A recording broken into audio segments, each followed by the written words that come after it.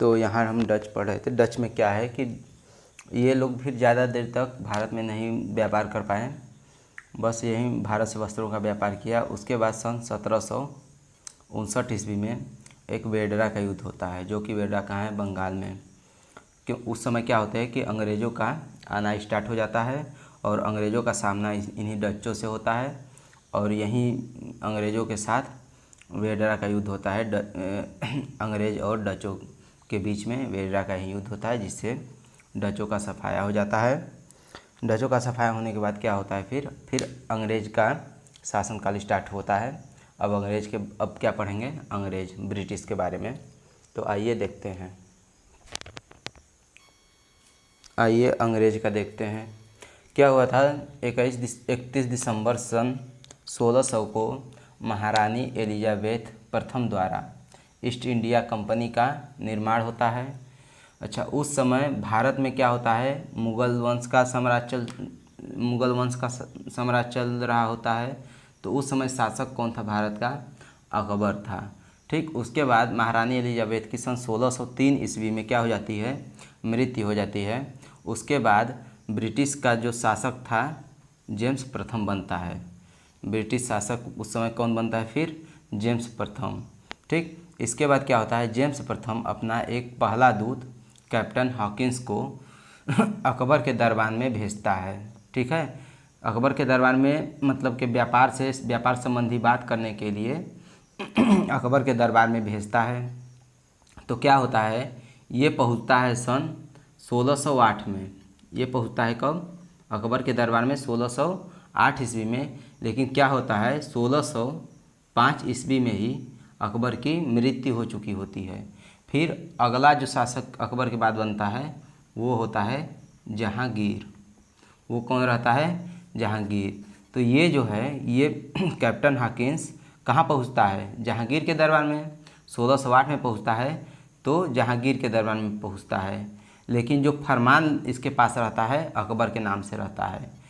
ठीक है, तो क्वेश्चन पूछा जाता है, किसने फरमान अकबर के नाम से लेके जाता है लेकिन जहांगीर के दरबार में पहुंचता है, तो कैप्टन हॉकिंस।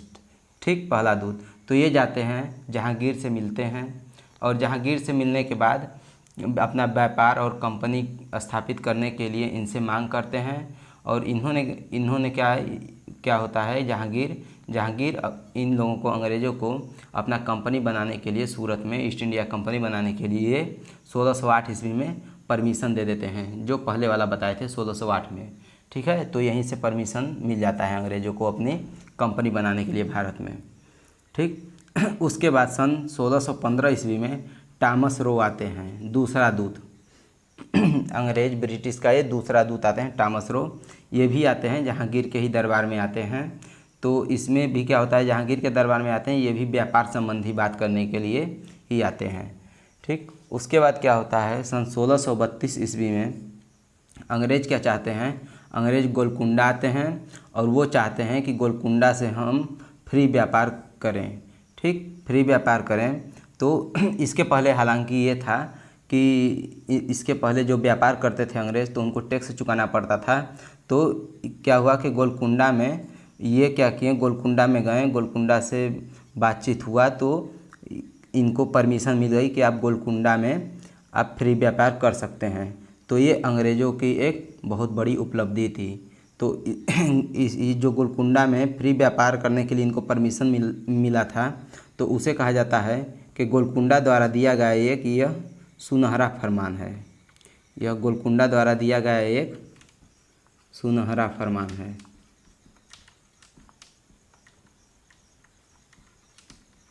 ठीक है, सुनहरा फरमान के नाम से जाना जाता है।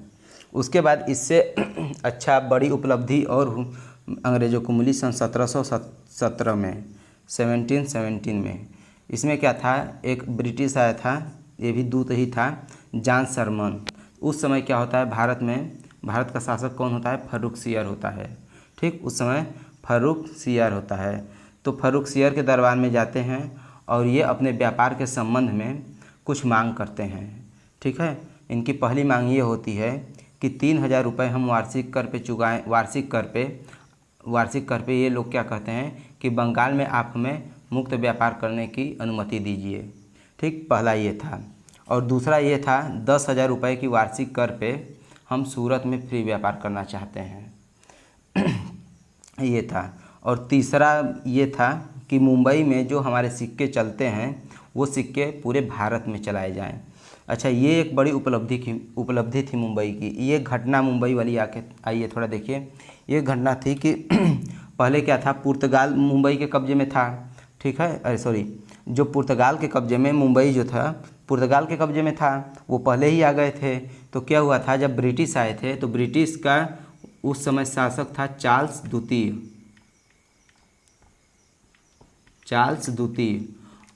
द्वितीय। और पुर्तगाल की महारानी होती है कैथरीन। ठीक है, पुर्तगाल की महारानी का नाम होता है कैथरीन। और इन दोनों का विवाह करा दिया जाता है। ठीक, इन दोनों का विवाह करा दिया जाता है जब, और ये पुर्तगाल की होती है कैथरीन।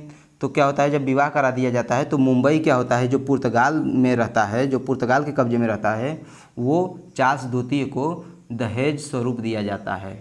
ठीक है, तो क्या होता है, तब जब दहेज स्वरूप दिया जाता है तो इसी समय अंग्रेज की स्थिति में सुधार होना स्टार्ट हो जाता है। तो यही है कि यहाँ जब अंग्रेज के कब्जे में ये जब मुंबई था तो वहाँ अंग्रेज अपने सिक्के चलाते थे, लेकिन यहाँ पे मांग ये हुई कि जो हमारे सिक्के मुंबई में चलते हैं वो पूरे भारत में चलने चाहिए। यही 3 मांग थी और इसे क्या जाना जाता है, मैग्ना कार्टा के नाम से जाना जाता है। ये याद रखिएगा, यही जो मांग है तीनों, ये मैग्ना कार्टा के नाम से जाना जाता है।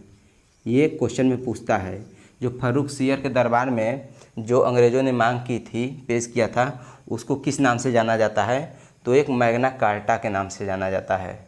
ठीक है, और ये थोड़ा जो है अपना ज़्यादा भारत के बहुत ज़्यादा क्षेत्रों पर अपना प्रभाव जमाने लगे थे। तो जब उसके बाद इसके बाद औरंगजेब का समय आया था। औरंगजेब का जब समय आया था तब अंग्रेज़ क्या किए थे, अंग्रेज़ अपना हुगली नदी पे भी प्रभाव जमाना शुरू कर दिए थे। ठीक, और जो इनका मुंबई इनके कब्जे में था, तो मुंबई के जो पश्चिमी क्षेत्र है, जो समुद्र तट हैं, तो वहाँ पे क्या होता था, जो मुग़लों के जहाज़ होते थे उन पर भी वो लोग कंट्रोल करना शुरू कर दिए। और यह देखकर औरंगजेब से रहा नहीं गया और इसने अंग्रेज़ों से युद्ध लड़ने के लिए, मतलब कि युद्ध करने के लिए निर्णय लिया। ठीक, कि अब युद्ध करेंगे। और ये अंग्रेज़ों के साथ, औरंगजेब अंग्रेज़ों के साथ युद्ध करता है और हुगली नदी के क्षेत्र से जो जितने अंग्रेज़ रहते हैं उनको खदेड़ के बाहर भगा देता है। लेकिन ये ज़्यादा समय तक नहीं चलता है। एक घटना होती है सन 1688 में। एक अंग्रेज़ सर जॉन चाइल्ड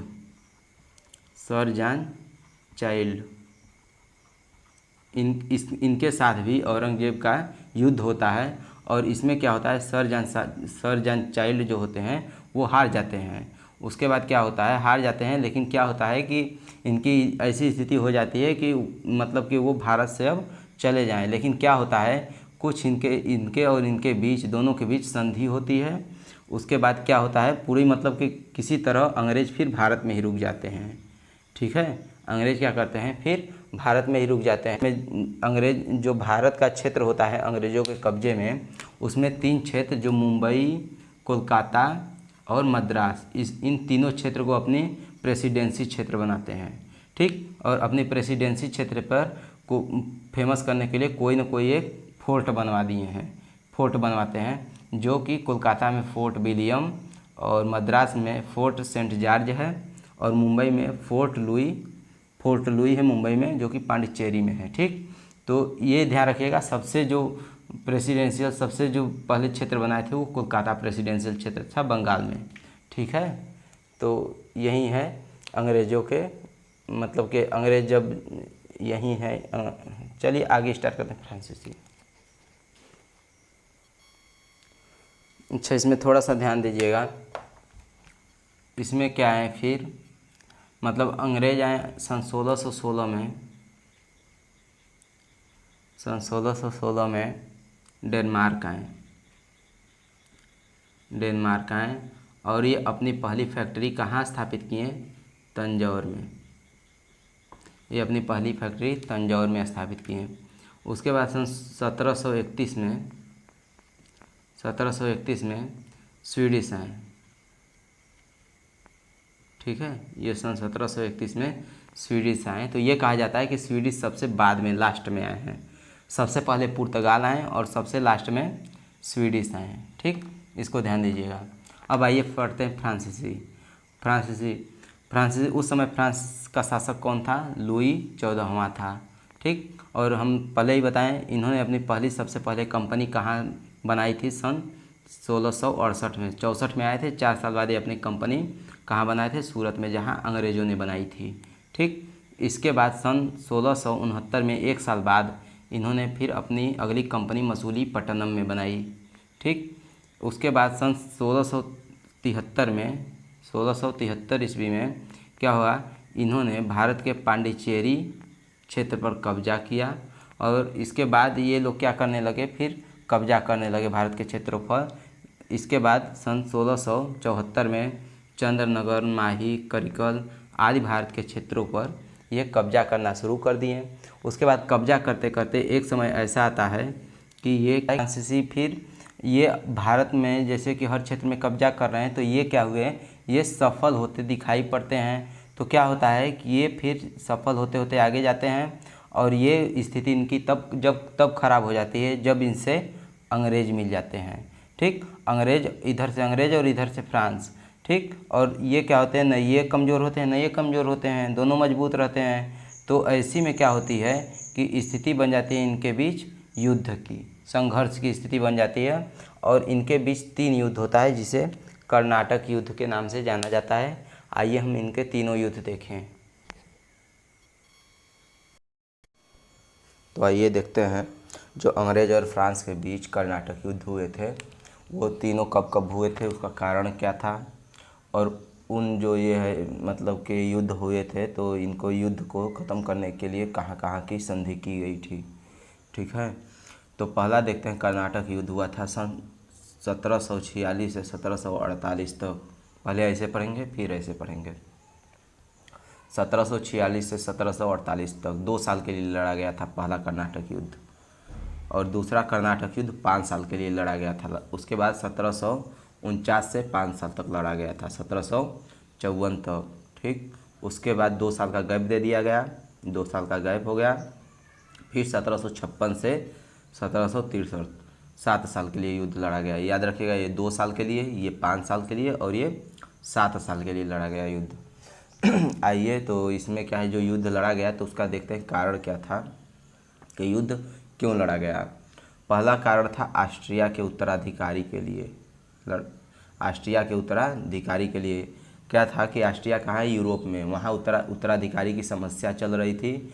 तो अंग्रेज बोले थे कि हमारे ओर से उत्तराधिकारी बनेगा, और फ्रांस बोल रहे थे हमारे ओर से उत्तराधिकारी बनेगा।